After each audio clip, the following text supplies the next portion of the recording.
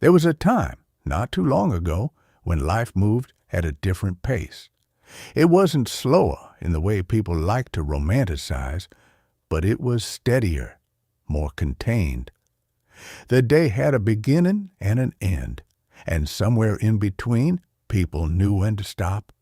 When work was over, it was over. You walked out of the building, got into your car, and whatever needed to be done could wait until the next morning. There were no emails waiting in your pocket, no late-night messages, no quiet expectation that you should always be available. If someone sent an email at 2:30 in the morning, it stayed there, untouched, unseen, until the person on the other end chose to sit down and read it. There was no urgency attached to it, no invisible pressure to respond right away. It simply existed until it was time. And when people weren't home, they simply weren't home. You called once, maybe twice, and if no one answered, you hung up and tried again later. There was no spiral of thoughts about why they didn't pick up, no assumption that something must be wrong. People were out living their lives, and that was understood without explanation. Being unreachable wasn't strange. It was normal. In fact, it was expected. There was also something quieter about those days. Silence wasn't something that needed to be filled. You could sit in a room or drive in your car or walk down a street without feeling the need to check something, respond to something, or distract yourself from the moment. Your mind wandered. You thought about things. You replayed conversations, imagined possibilities, remembered details. Boredom wasn't an enemy, it was part of being human. And because of that, people learned how to sit with themselves. Somewhere along the way, that changed. Now, the silence of a missed call feels louder than the call itself. A message left unanswered for too long becomes a question. A question becomes concern, or sometimes frustration. The absence of a reply is no longer neutral. It carries weight. And even though no one says it directly, there is an unspoken rule woven into everyday life.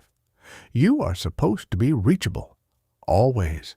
Back then, moments belonged entirely to the people living them. If you went to a concert, you watched the stage, not a screen. If you sat at a game, your eyes followed the movement, not the device in your hand. The memory lived in your mind, not in your camera roll. Even in the quiet spaces, waiting in line, sitting on a bench, standing at a bus stop, there was a kind of awareness that filled the silence. People looked around. They noticed things.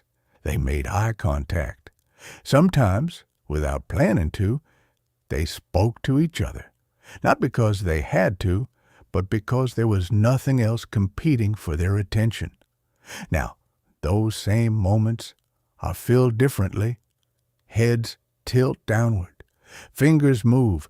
Eyes focus on something distant, even when everything meaningful is right in front of them. The world hasn't become less interesting, but it has become easier to ignore. And in that shift, something subtle began to change. The way people think. Before directions could be spoken out loud by a device, you had to remember where you were going. You had to pay attention to the streets, the turns, the landmarks that guided you from one place to another. Getting lost wasn't unusual, but it wasn't useless either. It forced you to stop, to ask, to figure things out in real time. It required awareness, patience, and a certain level of trust in your own ability to solve problems. Today, a voice tells you when to turn, and you follow it without question. Left, right, continue straight. There's no need to remember, no need to think ahead. And while that convenience makes things easier, it quietly replaces something that used to matter. The small effort of figuring things out has been removed, and with it, the habit of doing so. The same thing happened in other ways. Phones gathered everything into one place. Tools that once had their own space, their own purpose. Calendars, calculators, maps, flashlights, even conversations. What used to be separate became unified, and what used to require intention became automatic. It's efficient, undeniably so, but efficiency has a cost that isn't always obvious, because when everything becomes easier, something else becomes weaker, not immediately, not all at once, but gradually, almost unnoticeably. And then there is the part that's harder to explain, the feeling people talk about without always having the words for it, the sense that even though life is more connected than ever, something about that connection feels thinner. Conversations happen constantly, yet fewer of them seem to stay. Interactions are frequent, but somehow less present. It's as if the surface has expanded while the depth has quietly receded. People speak, but they are often distracted. They listen, but only halfway. Even when sitting across from each other, there is something else in the room, pulling attention away in small, continuous interruptions. And over time, that changes relationships, not in obvious ways, but in subtle ones, the kind you don't notice right away, the kind that slowly replace real moments with shorter, more fragmented ones, a conversation cut off by a notification, a moment interrupted by a screen, a memory shared but not fully experienced. It doesn't feel dramatic. It doesn't feel like a loss in the traditional sense. It feels normal. That might be the most telling part of all.